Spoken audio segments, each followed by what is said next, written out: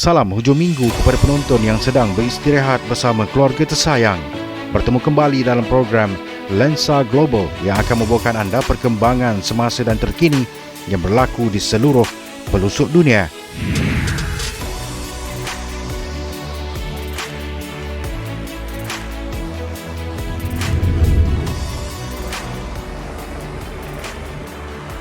Sekurang-kurangnya 7 orang awam cedera dalam siri pengeboman dan kebakaran di 17 lokasi di 3 wilayah selatan Thailand, Narathiwat, Pattani dan Yala pada awal pagi Rabu. Serangan berlaku lewat tengah malam itu mensasarkan kedai serbanika, pasar raya mini dan stesen minyak serta turut menyebabkan kerosakan harta benda. Jurucakap tentera Major General Pramod Prom In berkata sebanyak 9 serangan berlaku serentak selepas tengah malam di wilayah Narathiwat, manakala 6 di Yala dan 2 di Pattani. Pramod berkata Komander Wilayah Tentera keempat, Lieutenant General Krang Krai Sirak telah mengarahkan semua agensi keselamatan untuk meningkatkan kawalan keselamatan di kawasan berkenaan. Sehingga kini tiada pihak mengaku bertanggungjawab terhadap serangan itu. Wilayah selatan Pattani, Yala, Narathiwat dan Songkhla sering diancam keganasan sejak 2004. Sehingga kini lebih 7,300 orang terbunuh akibat konflik yang tercetus pada 2004 menurut Deep South Watch.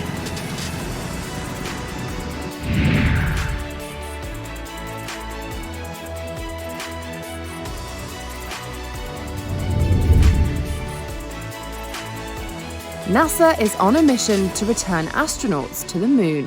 Roket bulan gergasi pertama dikenali sebagai Sistem Pelancaran Angkasa SLS, kepunyaan Pentadbiran Aeronautik dan Angkasa Lepas Kebangsaan NASA yang membawa sebuah kapsul ujian tanpa kru telah membuat kemunculan julung kalinya di pad pelancarannya pada Selasa lalu. Roket setinggi 98 meter itu dijadualkan untuk memulakan misi pertamanya ke angkasa lepas tanpa angkasawan pada 29 Ogos nanti. Beberapa kali tertangguh sebelum ini, ia akan menjadi ujian untuk perjalanan yang penting ke bulan untuk program Artemis NASA yang merupakan usaha berbilion dolar Amerika Syarikat untuk membawa manusia kembali semula ke permukaan bulan selain untuk misi masa depan ke Marikh. Roket gergasi tersebut mengambil masa selama 11 jam untuk membuat perjalanan dari bangunan Perhimpunan Kenderaan Kennedy atau PAB sejauh 6.4 km ke pad pelancaran. Pembangunan sistem pelancaran angkasa lepas SLS telah bermula sejak sedekad lalu oleh Boeing. Kapsul angkasawan Orion NASA yang terletak di atas roket gergasi ini dibina oleh Lockheed Martin, direka khas untuk mengangkut manusia ke bulan dan bertemu dengan kapal angkasa berasingan yang akan membawa angkasawan ke permukaan bulan untuk misi pertama 29 Ogos nanti yang dipanggil Artemis 1. Kapsul Orion akan dilancarkan di atas roket sistem pelancaran angkasa SLS tanpa membawa angkasawan dan mengorbit bulan sebelum kembali semula ke bumi 42 hari kemudian.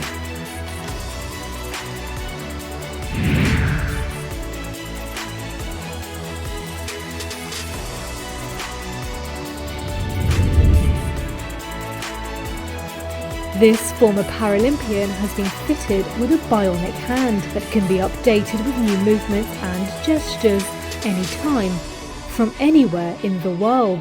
Perenang Australia Jessica Smith mempunyai sejarah hitam dengan tangan palsu prostetik sejak mengalami satu kemalangan semasa di zaman kanak-kanak, tetapi igawan tersebut bakal hilang dengan terciptanya tangan bionic British yang boleh dikemas kini dari jauh di mana sahaja di dunia.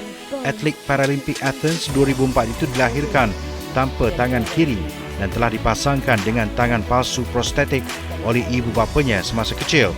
Tetapi ciri kekurangan alat itu menyebabkan dia terkena cerek yang tengah mendidih yang menyebabkan kecederaan. Sinar baru mula menjelma apabila Jessica didekati oleh syarikat Covey yang berpangkalan di Leeds, Utara England untuk mencuba tangan yang dipanggil Nexus. Sedar akan cabaran emosi yang bakal dihadapi, beliau telah dipasang dengan peranti itu pada April lalu semasa berusia 37 tahun. Tangan bionik ini akan menukar impuls elektrik daripada otot di bahagian atas lengan menjadi pergerakan yang dikuasakan oleh motor untuk membolehkan pengguna memegang gelas, membuka pintu atau mengambil telur, Simon Pollard yang mengasaskan Covey 5 tahun lalu berkata dia mahu menambah aplikasi Bluetooth ke tangan tersebut untuk membolehkan ia dikemas kini dari semasa ke semasa. We've tried to build in the AI technology which allows us to connect to the hand anywhere basically in the world and change configuration on the device instantaneously on the fly for the customer. It saves the customer going to the clinicians directly or travelling, the clinicians taking time out, and we can make them changes to benefit the patient, to making sure they can get access but obviously repair things very, very quickly. Sesetengah tangan bionik lain boleh dikawal oleh aplikasi, tetapi keupayaan untuk mengawal melalui percakapan yang membezakan Nexus dengan yang lain. Australia, China and the United States. He says the company aims to increase funds.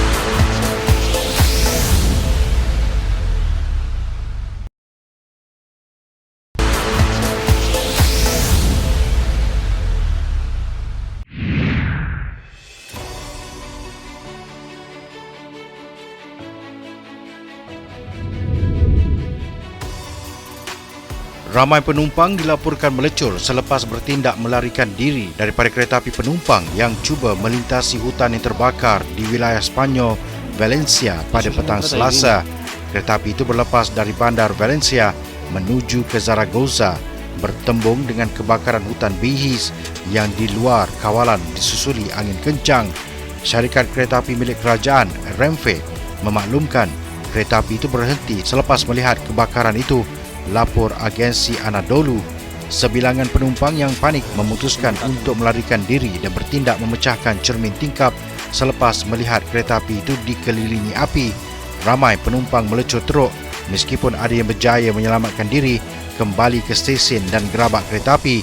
Seorang wanita berusia 58 tahun dan seorang remaja perempuan antara 3 mangsa yang melecur teruk dan kini sedang dirawat di hospital. Kereta api itu dikatakan berundur semula ke stesen Clodel di wilayah Castellón. Pihak berkuasa tempatan sedang menyiasat kejadian itu.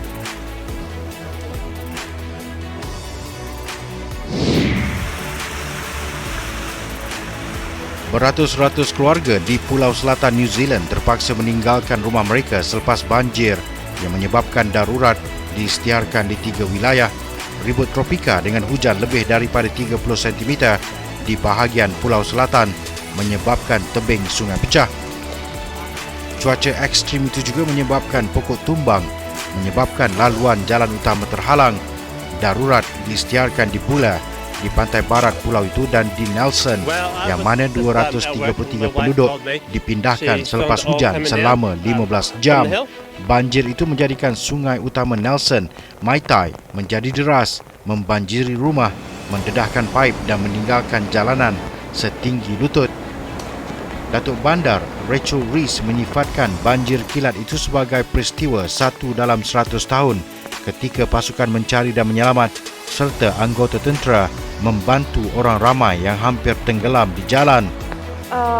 Seorang penduduk Nelson, Sam Lagruta, berkata keadaan itu menakutkan selepas polis memintanya meninggalkan rumahnya dalam masa 5 minit. Saya betul-betul hanya sempat mengambil beg tangan dan memasukkan pasport, dompet dan apa saja yang penting yang boleh saya temui, katanya kepada New Zealand Herald. Sejumlah 160 isi rumah di sepanjang pantai barat Pulau Selatan itu juga diminta berpindah.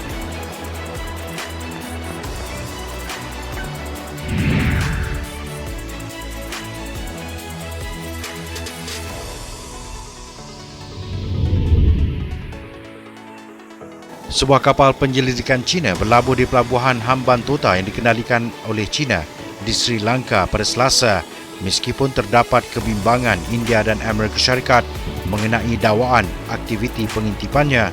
Pegawai pelabuhan berkata, Yuan Wang 5 memasuki pelabuhan laut dalam selepas mendapat kebenaran untuk memasuki perairan Sri Lanka dengan syarat ia tidak akan terbabit dalam sebarang penyelidikan.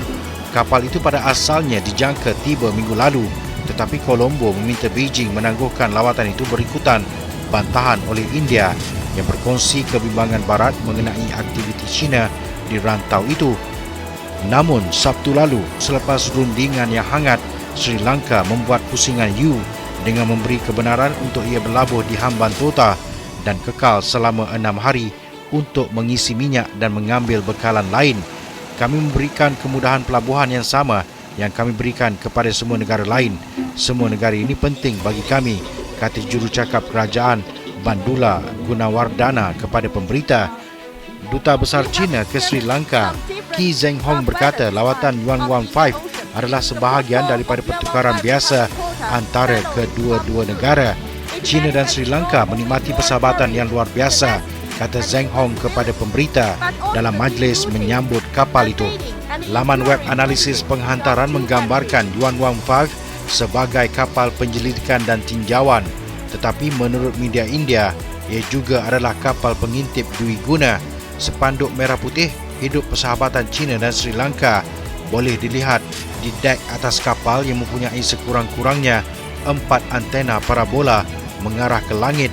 Lelaki berbaju putih dan berseluar hitam turut kelihatan berdiri di atas geladak sambil mengibarkan bendera China dan Sri Lanka ketika kapal itu ditolak ke jeti utama.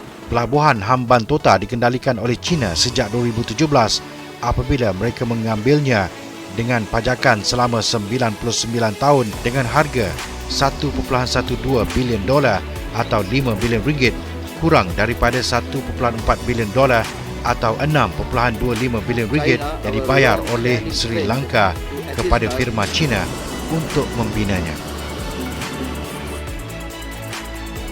Untuk itu sekian saja Lensa Global pada minggu ini. Pastikan anda terus bersama dengan kami pada minggu hadapan waktu yang sama hanya di Bernama TV. Untuk sebarang komen dan cadangan, anda emailkan ke alamat yang tertera di skrin TV anda.